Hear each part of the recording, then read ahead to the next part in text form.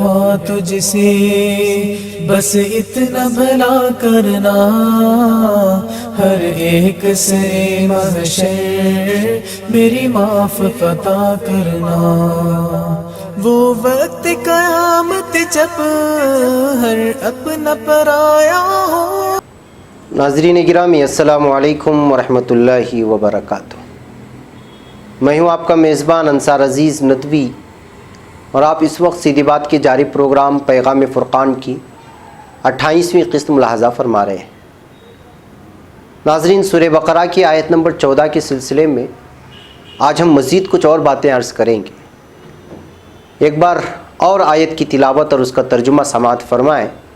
گزشتہ ہفتے بھی آپ نے سنا تھا، اعوذ باللہ من الشیطان الرجیم، بسم اللہ الرحمن الرحیم، وَإِذَا لَقُوا الَّذِينَ آمَنُوا قَالُوا آمَنَّا وَإِذَا خَلَوْا إِلَى شَيَاطِينِهِمْ قَالُوا إِنَّا مَعَكُمْ إِنَّمَا نَحْنُ مُسْتَهْزِئُونَ، جس کا ترجمہ ہے، اور یہ لوگ جب مؤمنوں سے ملتے ہیں تو کہتے ہیں کہ ہم ایمان لے آئے ہیں، اور جب اپنے شیطانوں میں جاتے ہیں تو ان سے کہتے ہیں کہ ہم تمہارے ساتھ ہیں، اور پیروان محمد صلی اللہ علیہ وسلم سے تو ہم ہنسی مذاق کیا کرتے ہیں۔ ناظرین، جیسا کہ پچھلی قسط میں بھی آپ نے سنا ہے، منافقین کا ذکر چل رہا ہے گزشتہ کئی قسطوں میں۔ 10ویں سورت سورہ یونس کی 27ویں آیت میں ہے، وَالَّذِينَ كَسَبُوا السَّيِّئَاتِ جَزَاءً سَيِّئَةٍ بِمِثْلِهَا وَتَرْحَقُهُمْ ذِلَّةٌ مَا لَهُم مِّنَ اللَّهِ مِنْ عَاصِمٍ كَأَنَّمَا أُغْشِيَتْ وُجُوهُهُمْ قِطَعًا مِّنَ اللَّيْلِ مُظْلِمًا اولئک اصحاب النار هم فیہا خالدون۔ اور جن لوگوں نے برائیاں کمائیں، ان کی برائیاں جیسی ہیں ویسا ہی وہ بدلہ پائیں گے۔ ذلت ان پر مسلط ہوگی، کوئی اللہ سے ان کو بچانے والا نہیں ہوگا، یعنی برائی کا بدلہ ویسی ہی برائی ہے۔ فمن اعتدی علیکم فاعتدوا علیہ، جو تم پر زیادتی کرے تم بھی اس پر زیادتی کرو۔ تو ظاہر ہے کہ برائی کا بدلہ لینا حقیقتاً برائی نہیں ہے، زیادتی کے مقابلے میں بدلہ لینا زیادتی نہیں ہے، لیکن لفظ دونوں جگہ ایک ہی ہے۔ حالانکہ پہلی برائی اور زیادتی ظلم ہے، اور دوسری برائی اور زیادتی عدل ہے، لیکن لفظ دونوں جگہ ایک ہی ہے۔ اسی طرح جہاں جہاں کلام اللہ میں ایسی عبارتیں ہیں وہاں یہی مطلب ہے کہ ایک اور مطلب بھی سنیے۔ دنیا میں یہ منافق اپنی اس ناپاک پالیسی سے مسلمانوں کے ساتھ مذاق کرتے تھے، اللہ نے بھی ان کے ساتھ یہی کیا کہ دنیا میں انہیں امن و امان مل گیا اور وہ مست ہو گئے۔ حالانکہ یہ عارضی امن ہے، قیامت والے دن انہیں کوئی امن نہیں ملے گا، یعنی کہ یہاں ان کے مال اور جانیں بچ گئیں، لیکن اللہ کے یہاں یہ دردناک عذاب کا شکار بنیں گے۔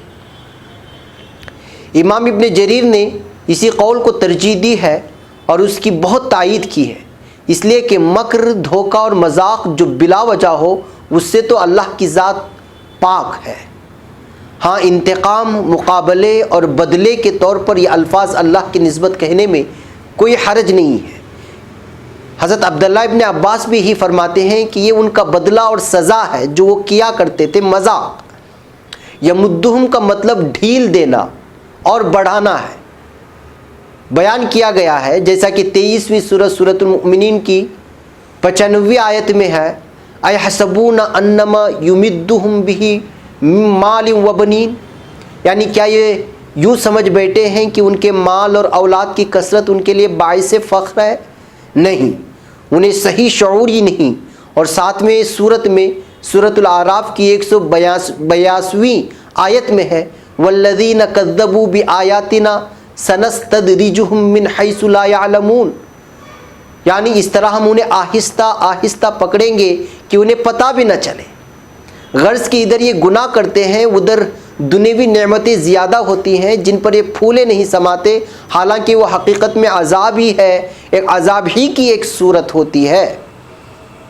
اس کا خلاصہ میں آپ لوگوں کے سامنے اگر بیان کر دوں تو یوں سمجھیے کہ اگر کوئی اللہ کا گناہ کر رہا ہے اور اس کو اللہ تعالیٰ کی جانب سے نعمتیں بھی میسر ہیں، تو اس خوش فہمی میں، اس غلط فہمی میں نہیں رہنا ہے کہ وہ خوش ہے تو اللہ اس سے راضی ہے، یعنی کہ اللہ تعالیٰ اس کو ڈھیل دے رہا ہے، دنیا میں ممکن ہے کہ موت تک اس کو ڈھیل ملے، لیکن مرنے کے بعد اس کو جو ہے اس کی سزا مل ہی جاتی ہے۔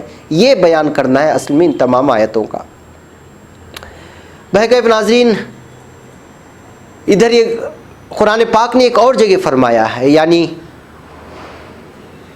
آیت نمبر 44ویں میں اور 45ویں آیت میں بھی ارشاد فرمایا ہے، فلما نسوا ما ذکروا به فتحنا علیہم ابواب کل شیء حتی اذا فرحوا بما اوتوا اخذناہم بغتۃ فاذا هم مبلسون۔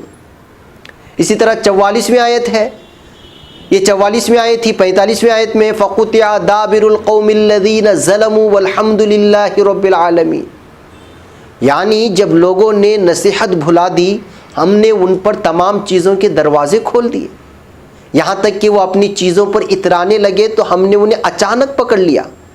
اب وہ گھبرا گئے، ظالموں کی بربادی ہوئی اور کہہ دیا گیا کہ تعریفیں رب العالمین کے لیے ہی ہیں۔ ابن جریر فرماتے ہیں کہ انہیں ڈھیل دینے اور انہیں اپنی سرکشی اور بغاوت میں بڑھنے کے لیے ان کو مہلت دی جاتی ہے، جیسے سورۃ الانعام کی آیت نمبر 110 میں بھی ارشاد فرمایا گیا ہے، وَنُقَلِّبُ أَفْئِدَتَهُمْ وَأَبْصَارَهُمْ كَمَا لَمْ يُؤْمِنُوا بِهِ أَوَّلَ مَرَّةٍ وَنَذَرُهُمْ فِي طُغْيَانِهِمْ يَعْمَهُونَ۔ یعنی طغیان کہتے ہیں کسی چیز میں گھس جانے کو، جیسے 69ویں سورہ حاقہ کی 11ویں آیت میں ارشاد فرمایا گیا، اِنَّا لَمَّا طَغَى الْمَاءُ حَمَلْنَاكُمْ فِي الْجَارِيَةِ۔ ابن عباس فرماتے ہیں وہ اپنے کفر میں گرے جاتے ہیں،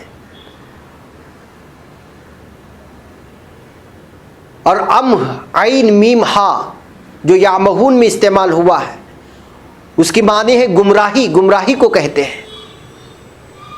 اس کا مطلب یہ ہوا کہ وہ ضلالت و کفر میں ڈوب گئے ہیں اور اس ناپاکی نے انہیں گھیر لیا ہے، اب یہ اسی دلدل میں اترتے جاتے ہیں، اسی ناپاکی میں پھنسے جاتے ہیں اور اس سے نجات کی تمام راہیں ان پر بند ہو کر رہ جاتی ہیں۔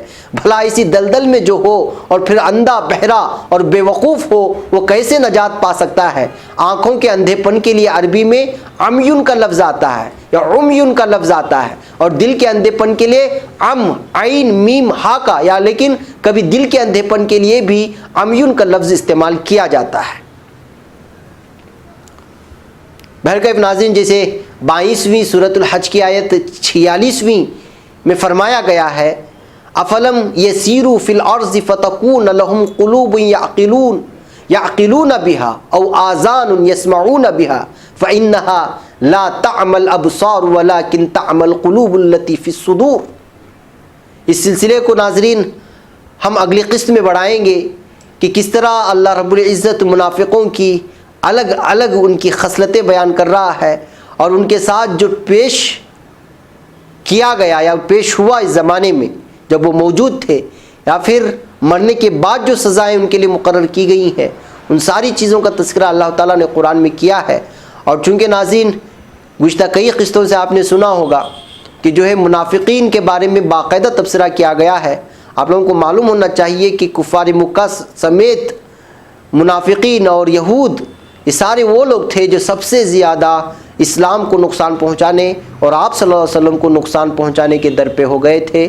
یہی وجہ ہے کہ ان کا تذکرہ سورۃ البقرہ کی شروعاتی آیات میں ہی تذکرہ کیا جا رہا ہے۔ بہرکیف ناظرین، ہم اس سلسلے کو اگلی قسط میں آگے بڑھائیں گے۔ پیغام فرقان کی قسط میں وقت ہو چلا ہے، آپ لوگ اس کو پابندی سے دیکھتے رہیں، اپنے رشتہ داروں میں بھی اس کو شیئر کریں تاکہ زیادہ سے زیادہ پیغام فرقان کا پیغام لوگوں تک پہنچتا رہے۔ مجھے یہاں اجازت دیں، اپنا ڈھیر سارا خیال رکھیں۔ السلام علیکم ورحمۃ اللہ وبرکاتہ۔ رب ہے دعا تجھ سے بس اتنا بھلا کرنا، ہر ایک سے محشر میری معاف عطا کرنا۔ وہ وقت قیامت جب ہر اپنا پرایا ہو،